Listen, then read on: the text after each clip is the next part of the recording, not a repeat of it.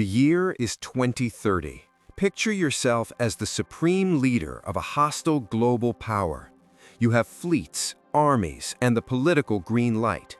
The order has been given: invade the United States of America. For the sake of this thought experiment, let's remove one thing from the equation. The US military vanishes overnight. No aircraft carriers, no stealth fighters, no drones, no Marines. Just the land, the people, and the systems that hold the country together. Sounds easy, right? You assume you'll be raising your flag over the White House in a few weeks. But what you're actually stepping into is the most brutal logistical trap ever created. Not by generals, but by geography itself. The United States is not merely a nation. It is a naturally fortified economic and geographic death maze. From the second your troops reach the shoreline, assuming they survive the journey, you're no longer fighting soldiers. You're fighting physics, distance, economics, and a civilian population that would make past insurgencies look like minor neighborhood disputes. Today, this isn't about nukes or fighter jets. This is about why the United States is fundamentally unconquerable. Strap in. This gets ugly. 1. The oceans. Distance as a weapon. Let's begin with the obvious killer: water. To the east lies the Atlantic. To the west, the Pacific. These aren't just oceans, they're logistical executioners. An invasion from Europe requires crossing roughly 3,000 to 4,000 miles of open sea. From Asia, you're facing 6,000 to 7,000 miles before touching the west coast. To understand how insane that is, consider World War II. The Normandy invasion crossed the English Channel, barely 20 to 100 miles wide. That operation demanded years of preparation, the industrial output of multiple superpowers, and millions of tons of supplies.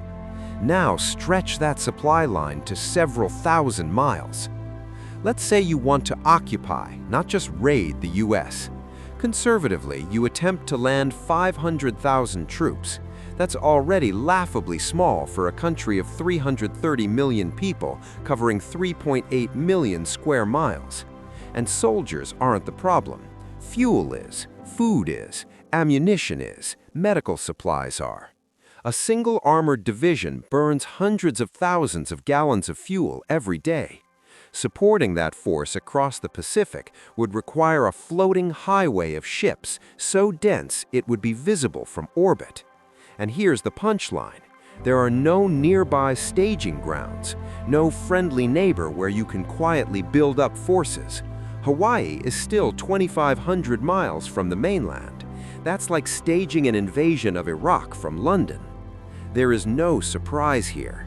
The moment ships begin loading, the US economy flips into total war mode. By the time your fleet reaches America's EEZ, your troops have spent weeks at sea, seasick, cramped, and weakened. Then they meet the coastline. The West Coast is dominated by cliffs, rough currents, and a tiny number of deep water ports. Los Angeles, San Diego, Seattle, just a few choke points. Disable the cranes, sink a few cargo ships in harbor entrances, and unloading heavy armor becomes a nightmare. The East Coast isn't much better. Shallow waters, swamps, and hyper-dense urban zones mean you're fighting city warfare the moment boots hit land. As Bismarck supposedly observed, geography has always favored the United States, and it still does. 2. Neighbors you don't want. So you get clever. I won't invade directly, you think. I'll go through Canada or Mexico. Congratulations, you've made things worse. Canada first. Welcome to the Canadian Shield. Ancient rock, endless forests, swamps, lakes, and brutal winters. Mechanized warfare here is a joke. There are few north-south roads capable of supporting armored columns. Land in Vancouver, you're funneled into mountain choke points where a single landslide ends your convoy. Land in the east, you're marching through forests and mountains in freezing weather, and supply lines snap under snow and ice. And remember, You're occupying Canada while trying to invade the US. That's a hostile population on top of a hostile terrain. Next, Mexico. Now you're in the Sonoran and Chihuahuan deserts, regions lethal to humans with nothing but backpacks. Water is scarce, infrastructure is thin. The US-Mexico border stretches nearly 2,000 miles, but very little of it supports armored crossings. The Rio Grande forms a natural moat.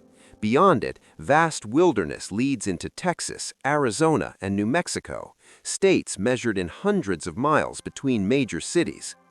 Even if you cross at El Paso, you're still over 1,500 miles from Washington, D.C. Supply lines stretch endlessly through desert with nothing to scavenge. Rail won't save you. While North America uses standard gauge, Mexico's rail system isn't designed to move massive invasion-scale tonnage northward. You rely on trucks, and trucks need fuel. Fuel the US controls. Scorched refineries, capped wells, and suddenly your invasion force is stranded in a gasless wasteland. Historically, invasions fail because supply lines collapse. This would be the longest, weakest supply line ever attempted. 3. Mountains as kill zones. Let's say you succeed anyway. You land, you establish a foothold. Now comes the real problem. From the west coast, the Rocky Mountains rise like a continental wall, 3,000 miles long, peaks over 14,000 feet, and only a handful of usable passes. Blow a tunnel or a bridge, and your army becomes stuck in a concrete canyon under fire from above. This isn't conventional war. This is Afghanistan multiplied. Bigger mountains, worse weather, and defenders who know the terrain intimately. From the east coast, the Appalachians block access to the interior. Dense forests, narrow valleys, predictable roads, perfect ambush territory.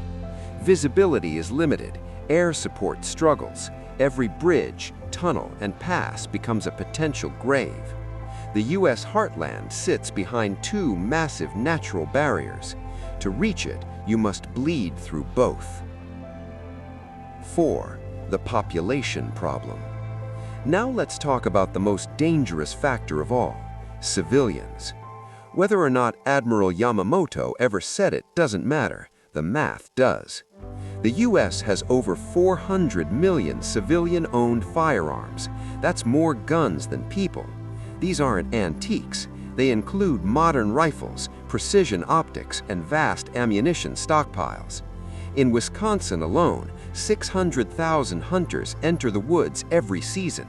That's a force larger than many national armies, and that's one state. Add 18 million veterans with combat experience. They know tactics, explosives, communications, and logistics. This wouldn't be an insurgency with rusty rifles. It would be the most heavily armed, decentralized resistance force ever seen. There is no capital you can take to end the war. The US is federal. Take Washington, and the states keep fighting. Every county becomes autonomous. Every town becomes hostile. To police such a population, you'd need millions of occupation troops. No country on earth has them. 5. Infrastructure that eats invaders. America's infrastructure is built for trade, not conquest.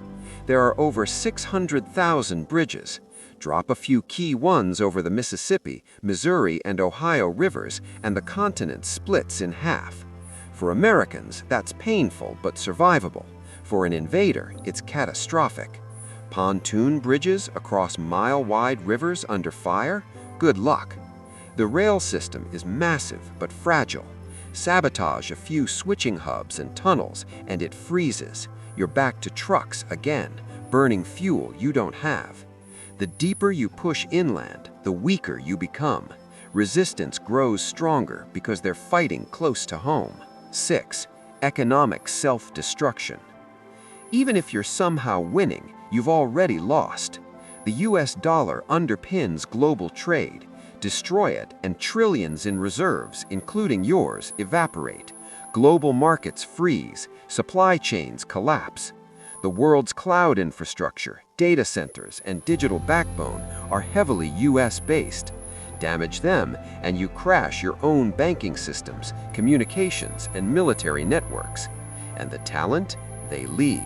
Scientists, engineers, and innovators evacuate, taking knowledge, code, and encryption with them.